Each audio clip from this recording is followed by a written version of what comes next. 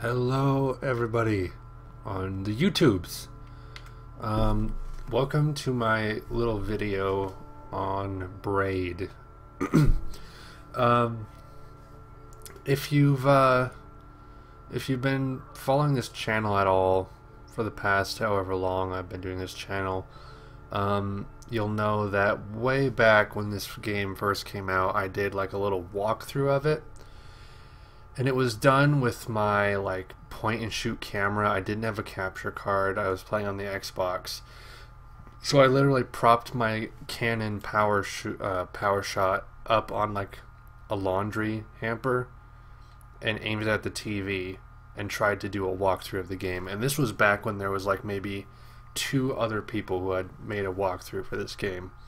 So it was right after it came out. I was the only one. Like probably the 3rd one to have ever done it, but they were garbage, so I took them down. And then I did a Let's Play of this game maybe 3 years ago now, 2 or 3 years ago, and I'll throw up an annotation if you guys want to go watch that, of just a casual Let's Play of the game.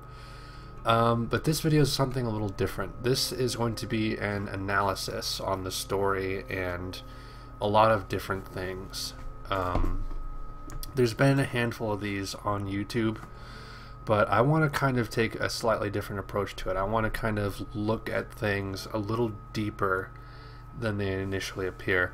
The most obviously spoilers. If you haven't played the game, either play it, check out my Let's Play, check out someone else's Let's Play. Just get acquainted with the story before you continue on in this video. So the most common theory that a lot of people have, and obviously the like fiery background here kind of attests to it, is the theory that the princess mentioned in the game is actually an atomic bomb that Tim worked on and regretted detonating, more or less.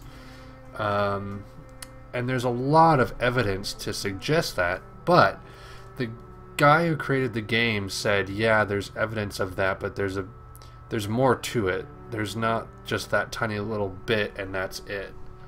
So I want to kind of take a deeper look into Braid and what's going on here.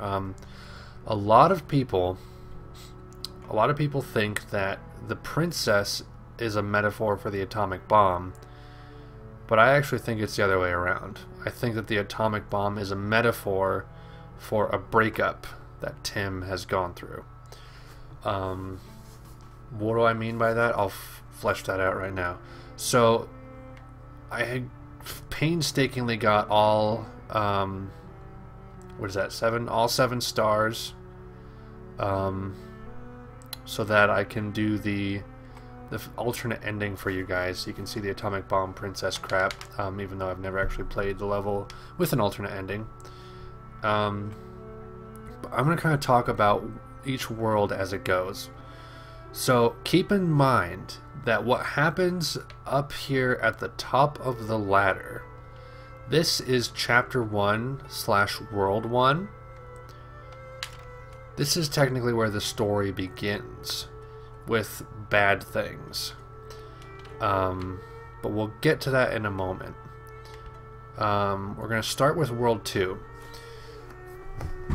So, I'm actually going to turn down the music here a little bit. Okay, so the whole concept of the game is Tim wants to rescue the princess who has been snatched by a monster.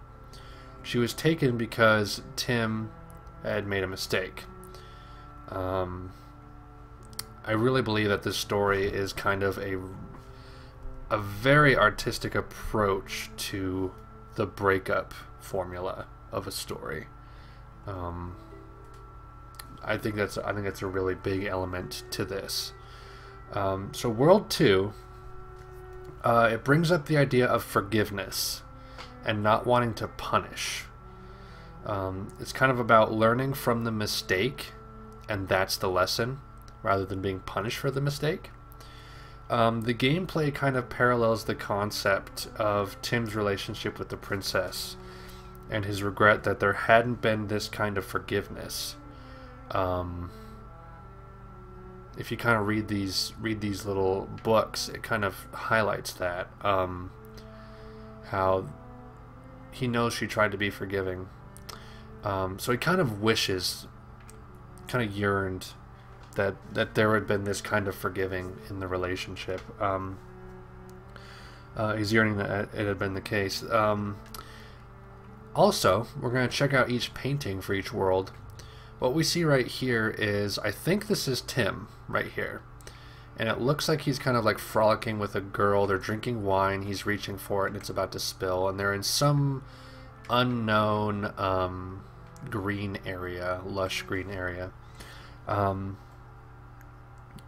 It might be an allusion to past mistakes. I don't know. This painting is kind of vague. One of the more vague paintings of the game. So that's kind of the whole element that's in play in this kind of tutorial world. Is it sort of introduces you not only to the gameplay mechanics very gently, but it introduces you to the story very gently. Like I said, the whole concept that he wishes that the relationship had been more forgiving. And that is the entire element of this first world that gets introduced. Is just your mistakes, you're not punished for them, you learn from them and move on.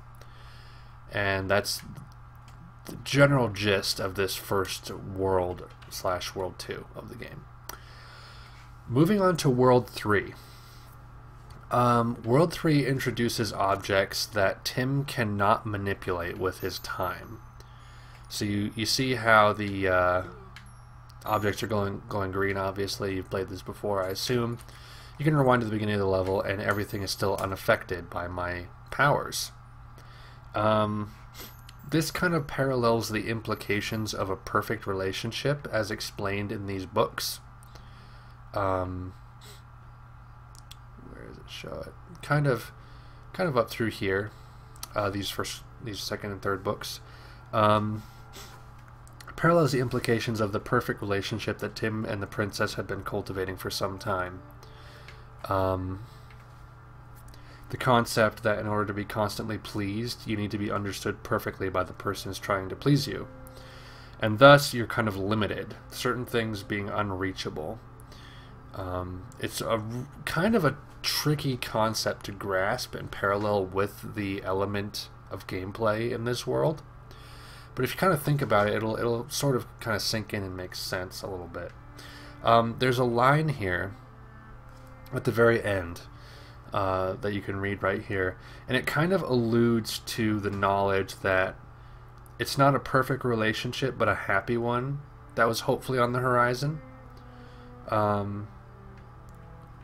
And if we go back to the painting, we see yet again wine blatantly kind of put in here. And it's maybe hinted that Tim is a bit of an alcoholic, which might be the reason for all this colorful reflections on this whole ordeal. And if you kind of look closely, you can see in each room the different furniture kind of alludes to possibly Tim's state of mind or state of being or whatever at any given point during these worlds. So it's like I said, this might be a younger Tim in this painting. You know, the post-princess stage, I don't know, whatever, world 2. And you'll notice there's an Etch-a-Sketch right above me here. And you know, vacuum cleaner, speakers, so it looks like almost a younger person's room in a way, or maybe like a young adult. You go over here and you get kind of a different vibe going on here. I'll kind of get to the later rooms as well, but that's something to kind of pay attention to, is like what's in these rooms kind of reflects the time point that each of these worlds represent. If we move on to World 4 here, This world focuses on physically going back to the past. And I'll kind of show you what that means here. So it's like moving forward moves us forward through time. Moving backwards means we're going physically to the past. We're physically in the past now. And, well. That's kind of the main gist of this world here. It's about being in a place that calls back old memories and past experiences. The books kind of allude to Tim visiting his family in his old hometown, and how nothing of the unpleasantness there has changed. The painting kind of shows Tim here sleeping in his child's room. We got the looks like his father here shutting the bedroom door and turning off the light, it looks like. The toys in the room, like you got this robot, this TV. It seems to point to Tim's childhood taking place in maybe the late 70s up through the 80s or so. It's hard to say. In the latter halves of the book here, talk about moving forward into the unseen future with optimism regarding success. So that's another very big point of these worlds here is being able to move forward to that success. Possibly, you know, not having to go back to the past and just keep trucking on. So so that's World 4 there. It's kind of like, you know, and as you can see here, this looks like a really young child's room, and you see the computer desk here. You see like a wind-up box there, a teddy bear up there, and it really kind of mimics this room you see in the painting. So moving down to World 5. This world is about decision. When faced with a fork in the road and being unable to take both paths at once. That's the concept, but the gameplay gives you that opportunity. It's either you go down here and you're stuck, or you make it to the door.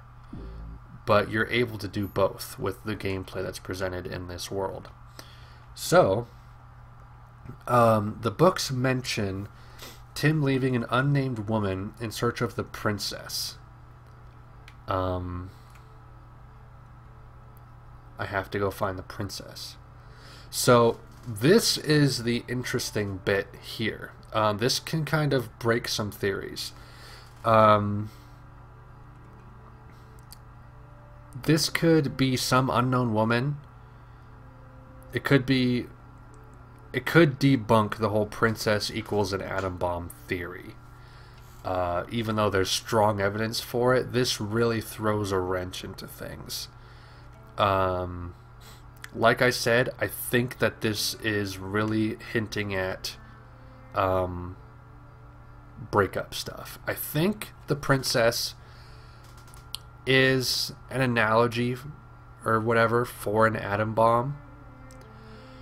But I think that this breakup bit here, or this bit here, really gives evidence to a breakup, and how maybe the princess slash atom bomb is something that destroyed his relationship. That's just something to think about. Evidence here in the painting. If you read in this book, it says he's going out to what does it say here? Hoisting a travel bag to his shoulder, he walked out the door. This painting shows what looks like a young Tim, possibly, traveling. You see the airplane right here? They're at an airport. It shows a young Tim sitting in an airport traveling. Behind him is another Tim. I never noticed this up until recently. It's the same guy. And this Tim is looking like apprehensively over here. And you see this woman here with the arm on the chair. He might be looking at his the other version of him or this girl. But this could be a happy Tim that has the princess slash or the princess or the unknown woman. So you see two different Tims there, and that obviously is part of the gameplay that happens there.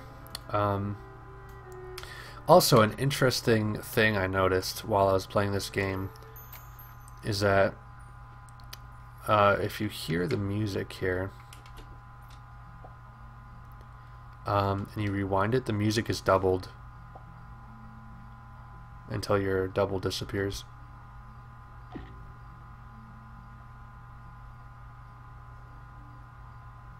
Or actually, maybe it stays with it.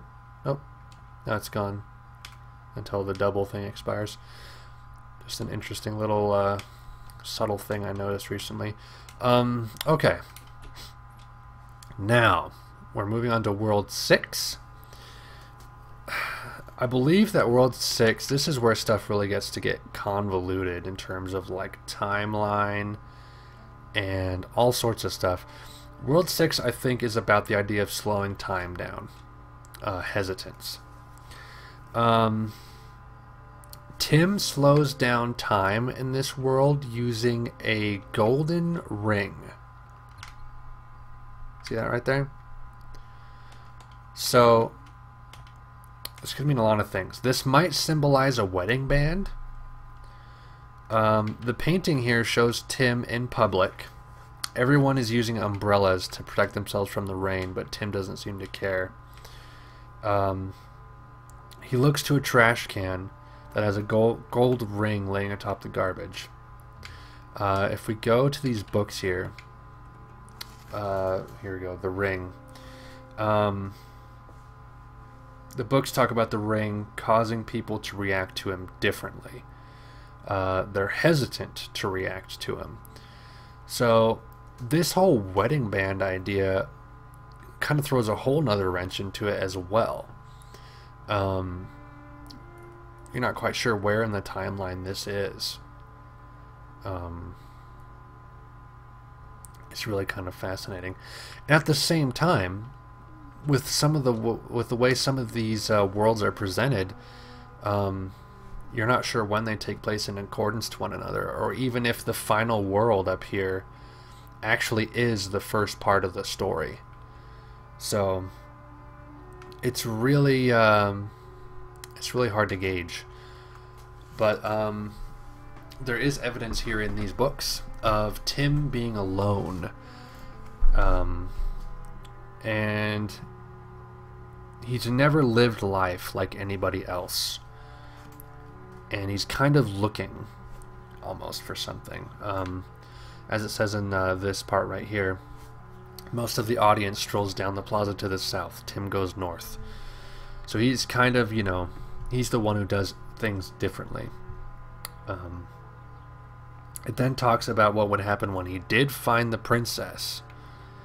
And this is another big evidence towards the atom bomb theory.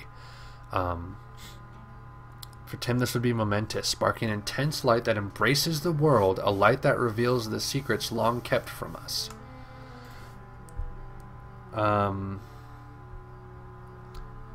This could be alluding, I think, to the feeling of finally finding true love. Like I said, I don't think that the atom bomb thing is literal. I don't think that there is actually a physical atom bomb involved in this game, or in this story. I think it's 100% a love story or breakup story. And I think that this thing here is the atom bomb can be the breakup, which I think it might be, or it can be, you know, finally finding true love. Who knows? So we're going to go ahead and play through here. I'm going to go ahead and see if I can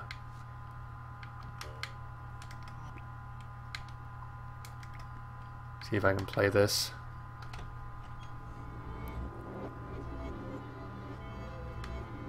So apparently there is a means to which you can get to the princess sooner, and she will explode like an atom bomb with the detonation sound and everything. So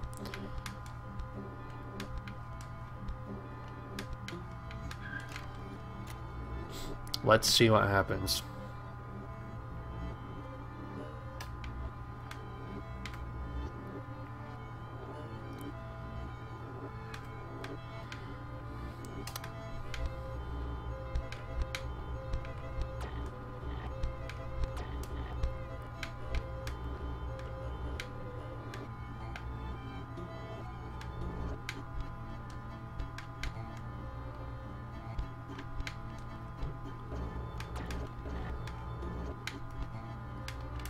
Oh, so close.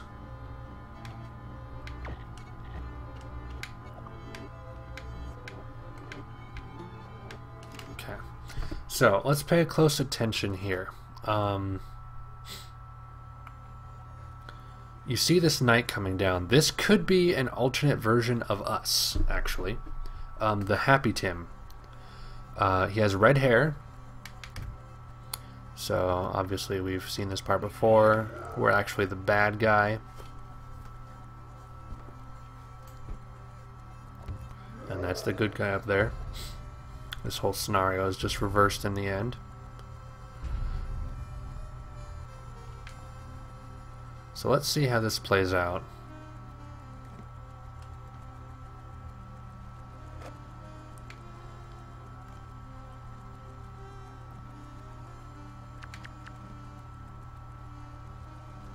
Like I said, I've never actually played this level like this before.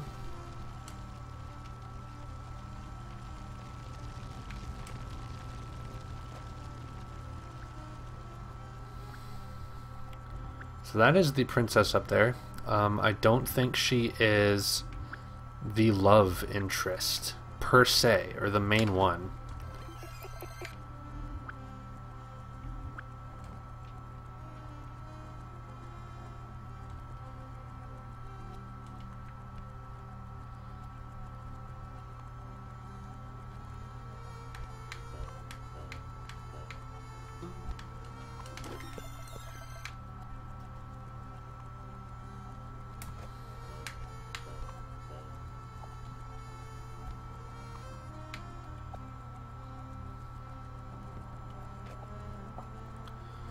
Okay, let's see if we can do this.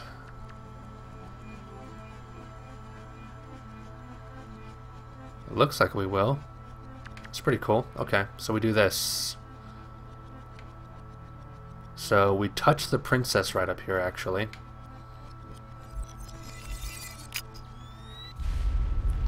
Kaboom.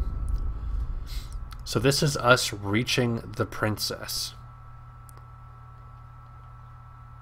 I'm gonna go up and grab this star.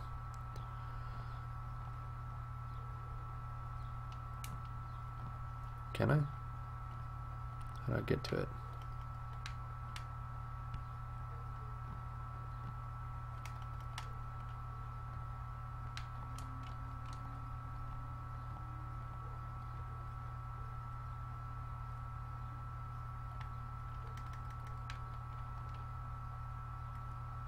What the heck?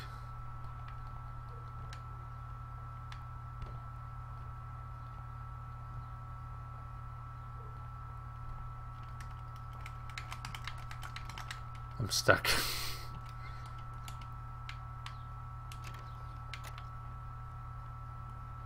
That's actually funny. But anyway, that is more or less the my analysis on Braid. I just kind of wanted to present the idea that the atomic bomb might not actually be as literal as people think. I kind of want to get to the epilogue here.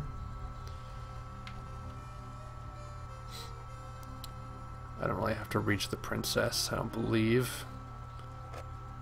So I'll just keep it cool.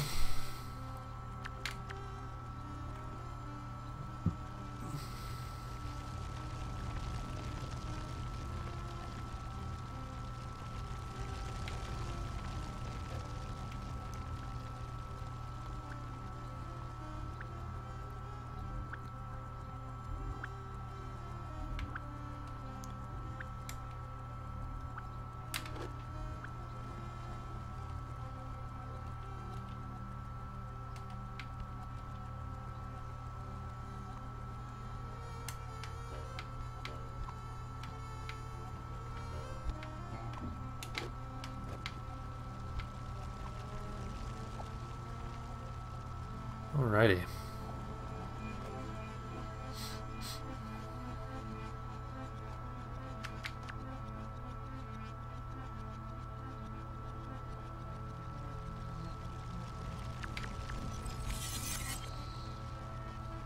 So there's that there.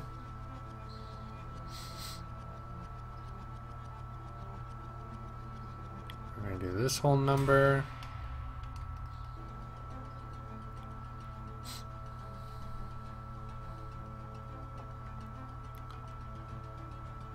You'll probably skip directly to the epilogue if you guys want to. I'm just going to be going straight to the end here.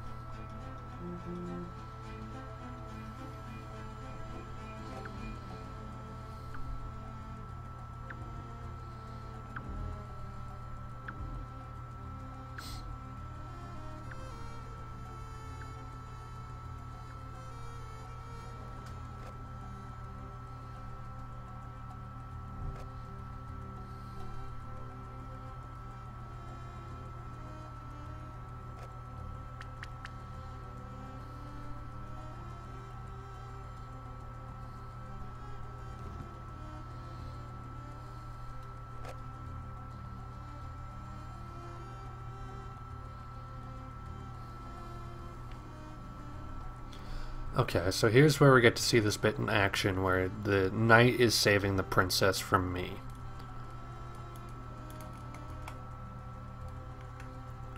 So, again, this could mean a modicum of things.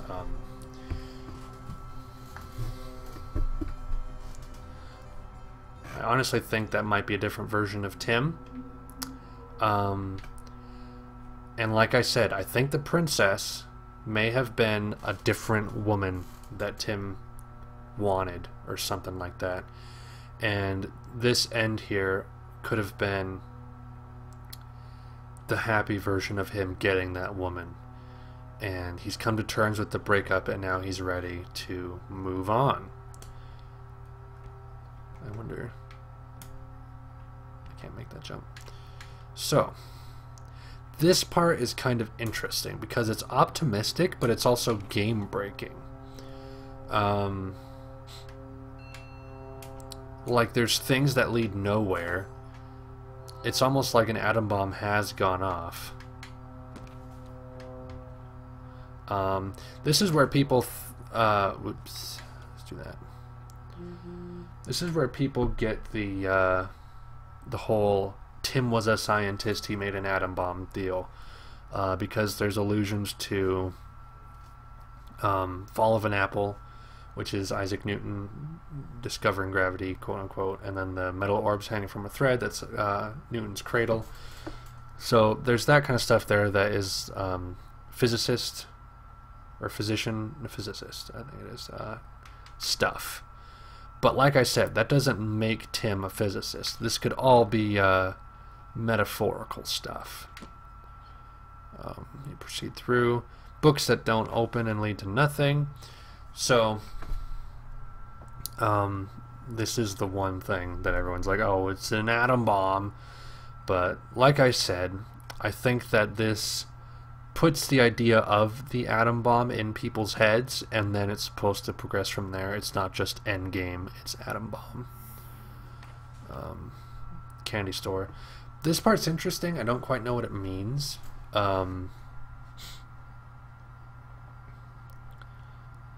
It could mean several things, actually. Him wanting something, but something holding him back. So that's a little bit there.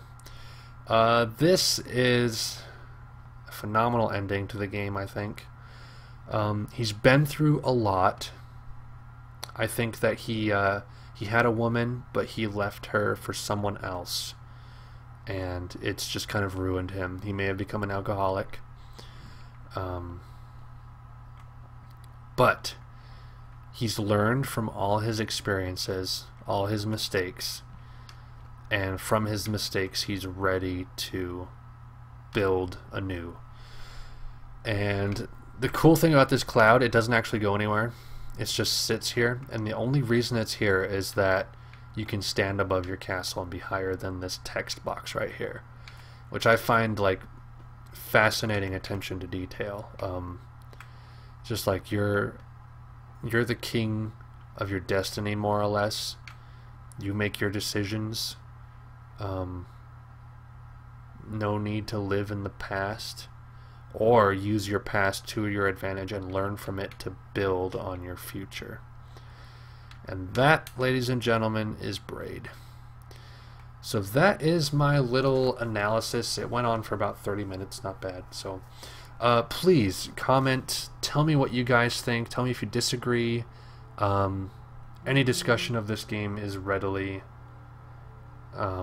appreciated. So thank you everybody for watching so much. Take care.